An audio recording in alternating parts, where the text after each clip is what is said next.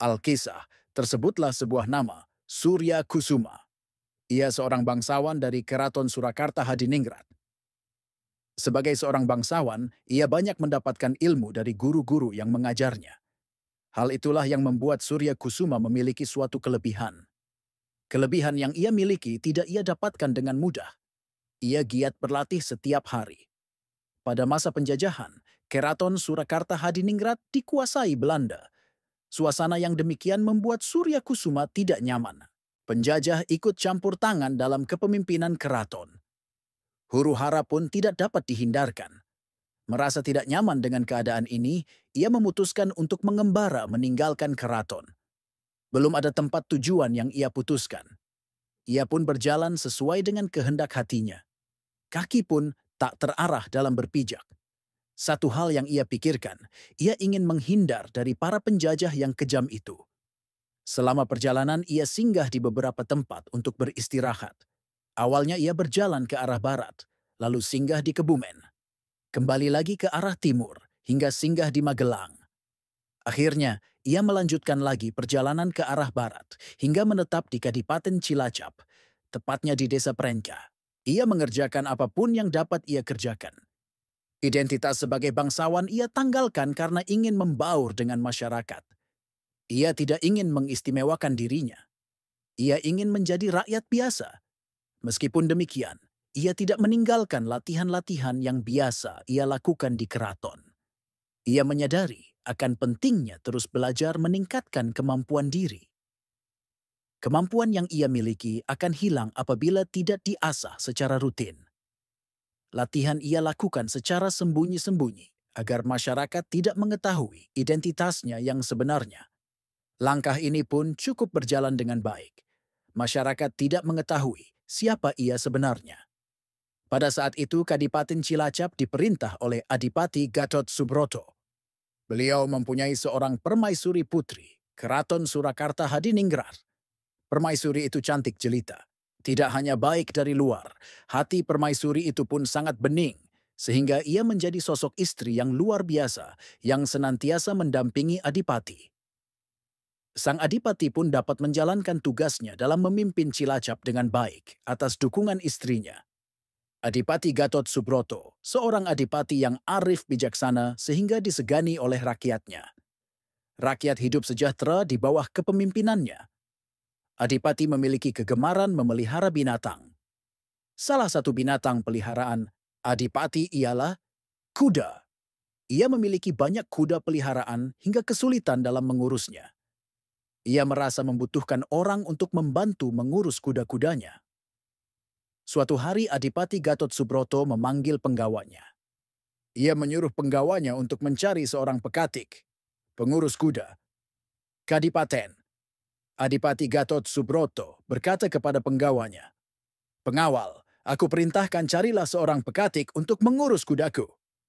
"Baik, akan hamba laksanakan," jawab pengawal itu. Pergilah pengawal kadipaten itu mencari seorang pekatik. Desa demi desa ia telusuri. Sang pengawal pun belum dapat menemukan orang yang mau menjadi pekatik. Perjalanan pun mereka lanjutkan untuk mencari pekatik. Sampailah pengawal itu di Desa Prenca, tempat Pangeran Surya Kusuma tinggal. Kemudian pengawal kadipaten itu berkata, "Maaf Kisanak, bolehkah aku singgah di tempatmu?"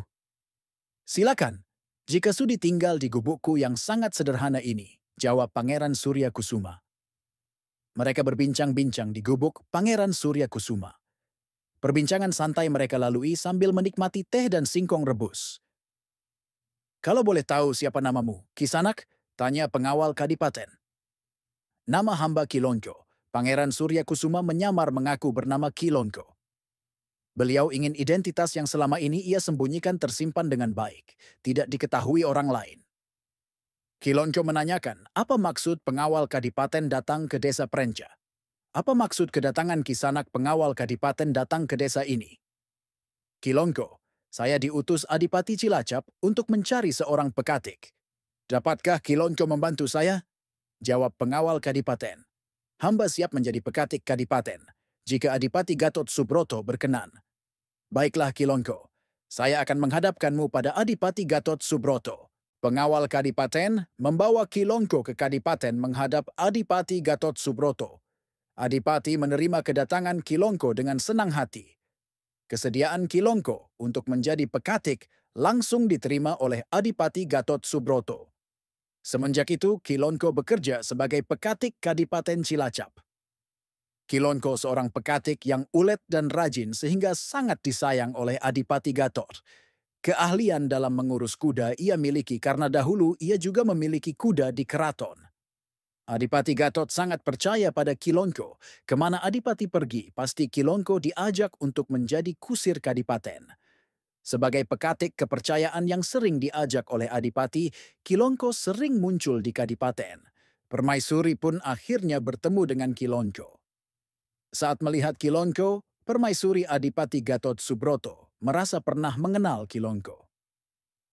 Permaisuri itu kemudian secara diam-diam menyelidiki siapa sebenarnya Kilongko itu. Permaisuri mengikuti Kilongko. Pada saat Kilongko sedang mandi di sendang, tanpa sengaja Permaisuri melihat tanda di punggung Kilongko. Tanda itu bukanlah sekadar tanda. Tanda itu merupakan sebuah penanda keturunan bangsawan dari Keraton Surakarta Hadiningrat. Tanda itu hanya diketahui oleh kalangan keraton. Hanya keturunan bangsawan keratonlah yang berhak memiliki tanda seperti itu. Ia merasa yakin bahwa Kilongko memiliki hubungan dengan Keraton Surakarta. Setelah selesai mandi, Kilongko dipanggil untuk menghadap Permaisuri Adipati Gatot. Dengan perasaan takut, Kilongko menghadap Permaisuri. Ia khawatir identitasnya yang sesungguhnya terbongkar. Ia ragu untuk menghadap Permaisuri, namun ia pun tidak dapat menghindar. Akhirnya ia memberanikan diri menghadap Permaisuri dengan berat hati. Kilongko melangkah dengan perlahan menuju ruangan pertemuan. Hamba, Tuan Putri. Ada apa gerangan Tuan Putri memanggil hamba? Kilongko, siapakah sebenarnya Kilongko itu? Sepertinya saya pernah melihatmu dan tak asing denganmu. Coba ceritakan identitas dirimu yang sebenarnya. Pertanyaan Permaisuri meluncur bagaikan teror seketika itu. Kilongko menundukkan kepalanya. Detak jantungnya berirama semakin cepat. Keringat mengalir ke seluruh tubuhnya hingga dirinya terasa panas. Meskipun saat itu hujan menyapa, mendung pun bergayut di hatinya. Lidah terasa kaku dan mulut terkunci. Dengan tergagap, Kilongko paksakan diri untuk tetap menutupi. Apa maksud Tuan Putri? Kilongko, kamu jangan berbohong kepadaku. Saya sudah tahu bahwa kamu adalah pangeran dari Keraton Surakarta Hadiningrat. Ampun Tuan Putri, hamba sebenarnya adalah Pangeran Surya Kusuma. Ia pun tidak mampu lagi menutup-nutupi identitas yang sebenarnya sebagai bangsawan. Kemudian Pangeran Surya Kusuma menceritakan dengan berhati-hati kisah hidupnya mulai dari saat di keraton. Pelariannya ke Kebumen, Magelang hingga sampai di Kadipaten Cilacap. Beliau berharap rahasia ini hanya ia dan Permaisuri yang tahu. Pangeran Surya Kusuma lalu memohon kepada Permaisuri untuk tidak menceritakan hal ini kepada orang lain. Permaisuri Adipati pun menyanggupinya.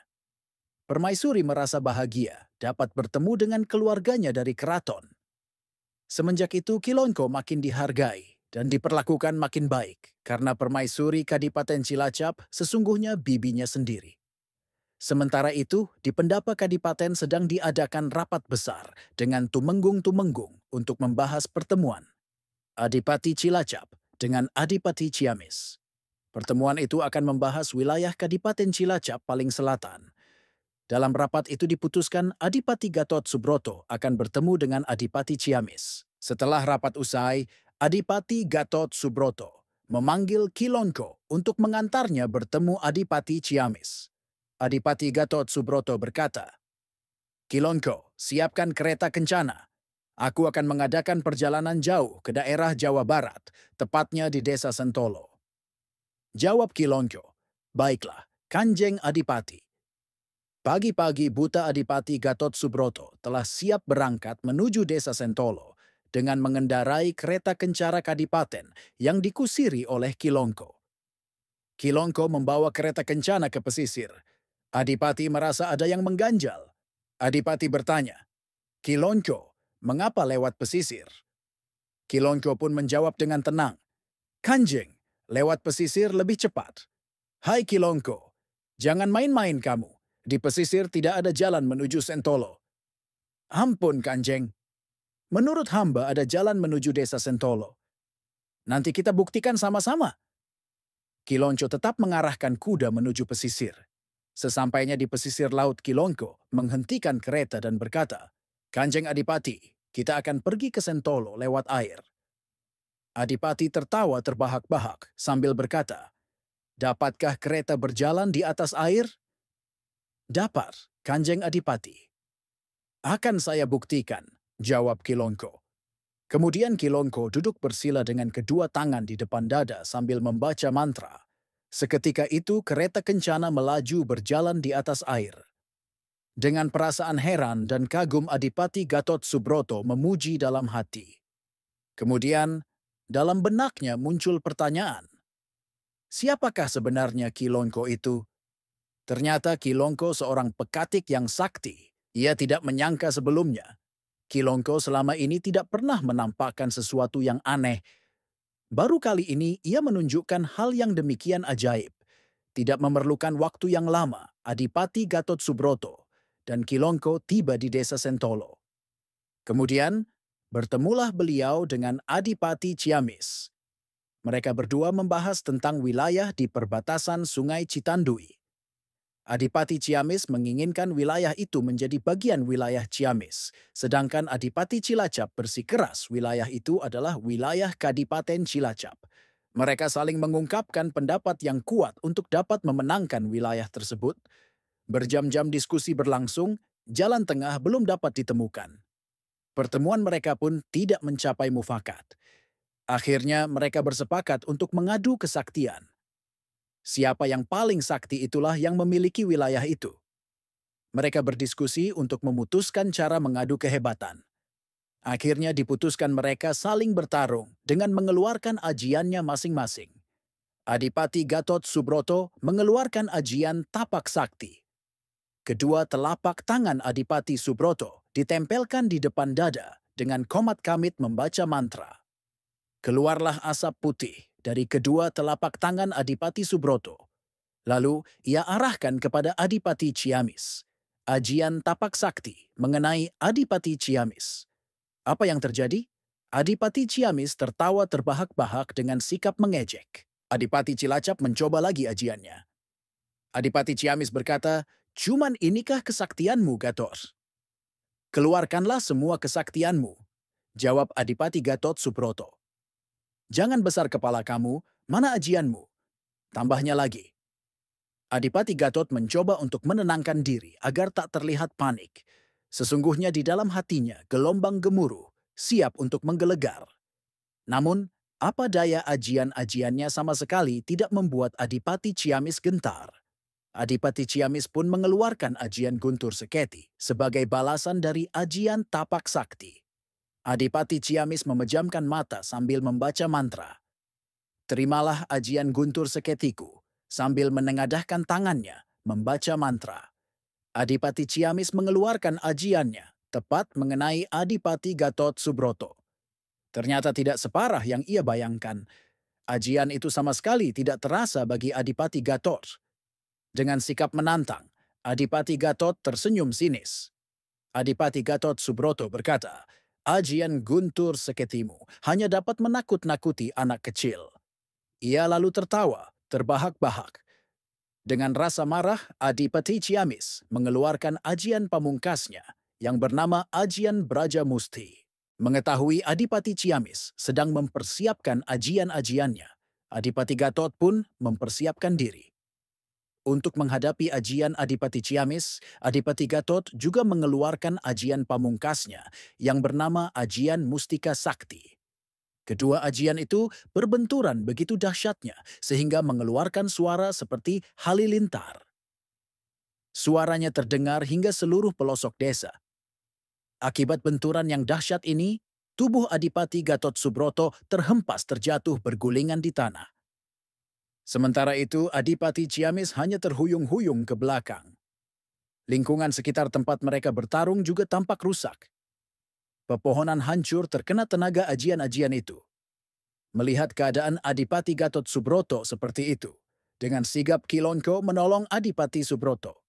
Kilonko berkata, "Ampun Adipati, biar Adipati Ciamis menjadi urusanku." Kilonko lalu datang menghadap. Ia tidak terima Adipati Gatot dipermalukan Adipati Ciamis. Adipati Gatot sudah ia anggap sebagai keluarga sendiri karena kebaikan dari Adipati Gatot. Terlebih lagi Adipati Gatot merupakan suami bibinya. Ia akan melakukan apa saja asal Adipati Cilacap dapat memenangkan pertarungan dan dapat menguasai wilayah yang diperebutkan. Ia tidak mempedulikan lagi apakah identitas dirinya akan terbongkar atau tidak.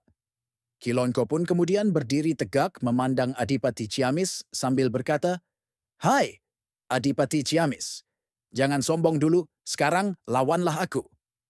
Kembali terjadilah pertarungan yang sangat hebat antara Kilonko dan Adipati Ciamis. Di dalam hati keduanya tersimpan perasaan tidak ingin terkalahkan. Mereka mengeluarkan ajian pamungkas masing-masing agar dapat mengalahkan lawannya. Sungguh sangat luar biasa. Kilonko memang sakti mandraguna. Ajian Braja Musti yang dikeluarkan Adipati Ciamis tidak dapat menandingi Kilonko. Adipati Ciamis tidak dapat mengimbangi ajian dari Kilonko. Tubuh Adipati Ciamis pun terhempas dan bergulingan di tanah, dan akhirnya mengakui kekalahannya. Kemudian ia mengajak berdamai. Adipati Cilacap pun menerima tawaran damai dari Adipati Ciamis. Adipati Ciamis menyadari ia harus memperlakukan orang lain dengan baik. Tidak ada gunanya memiliki musuh. Adipati Cilacap dan Adipati Ciamis pun mengadakan perundingan perdamaian. Hasil perundingan wilayah yang diperebutkan menjadi wilayah Kadipaten Cilacap. Sebagai tanda persahabatan, Adipati Ciamis mengundang Adipati Cilacap ke Kadipaten Ciamis. Sementara itu, dikisahkan pada saat berada di Kadipaten Ciamis, Kilonko jalan-jalan sampai desa Cibulu yang masih wilayah Kadipaten Ciamis. Bukan seperti perjalanan-perjalanan yang biasa ia lakukan. Saat itu, Kilonko menemukan belahan jiwanya. Kilonko bertemu seorang gadis cantik bernama Telasi. Saat bertemu pertama kali, ia mulai menyukai Telasi. Ia mencoba mencari tahu siapa sebenarnya Telasi itu. Mulailah ia mendekati Telasi. Awalnya Telasi merasa tidak nyaman. Telasi pun mencari tahu siapa sebenarnya Kilonko. Setelah ia menanyakan ke beberapa orang, ia mengetahui bahwa Kilonko adalah pekatik Adipati Cilacap yang sangat dihormati. Ia pun kagum akan kehebatan Kilonko. Telasi tidak lagi menghindar dari Kilonko. Semakin hari hubungan mereka semakin dekat. Hingga suatu saat Kilonko mengungkapkan rasa cintanya pada Telasi. Telasi pun menerimanya. Pertemuan mereka sering terjadi. Seiring waktu perasaan cinta mereka semakin kuat. Sayangnya, hubungan mereka telah melebihi batas hingga Telasi mengandung. Namun, keduanya sama-sama belum tahu jika Telasi telah mengandung. Beberapa hari kemudian, Adipati Gatot Subroto mengajak Kilonco kembali ke Kadipaten Cilacap. Ia tidak dapat menolak perintah Adipati. Sebenarnya ia merasa sangat berat hati meninggalkan Telasi yang ia cintai.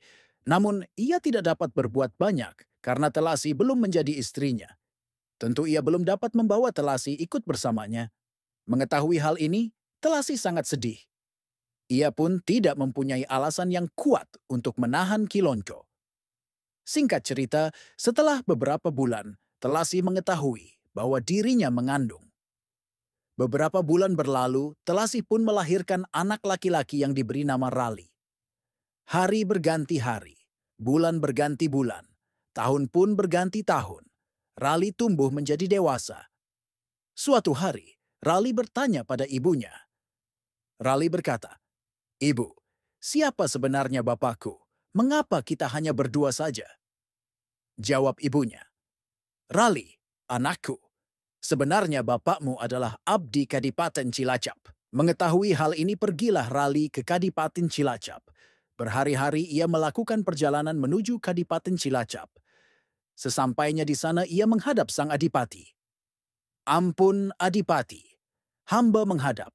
Hamba bernama Rali dengan maksud ingin bertemu bapak saya, Kilonco." Dengan perasaan takut, Rali mengisahkan hidupnya bersama ibunya di desa Cibulu. "Baik Rali, saya akan mempertemukanmu dengan Kilonco." Pada saat ditemui, Kilongko sedang bercakap-cakap dengan permaisuri Adipati. Kilongko, ada seorang anak muda mencarimu, ia mengaku anakmu. Betulkah itu? Sang Adipati menceritakan tentang kisah kehidupan Rali, seperti yang diceritakan oleh Rali. Setelah Kilongko mendengar cerita dari beliau, Kilongko baru sadar bahwa ia pernah memadu kasih dengan gadis Cibuluh, Jawa Barat, yang ditinggalkannya. Ia pun mengakui bahwa Rali adalah anaknya. Kemudian Kilongko datang menemui Rali. Ia sangat bahagia dapat bertemu dengan putranya. Saat melihatnya, ia teringat dengan telasih. Dipeluklah putra tercintanya. Kilongko memohon maaf pada Rali karena telah meninggalkannya selama ini. Kemudian, Permaisuri Adipati juga ikut bicara.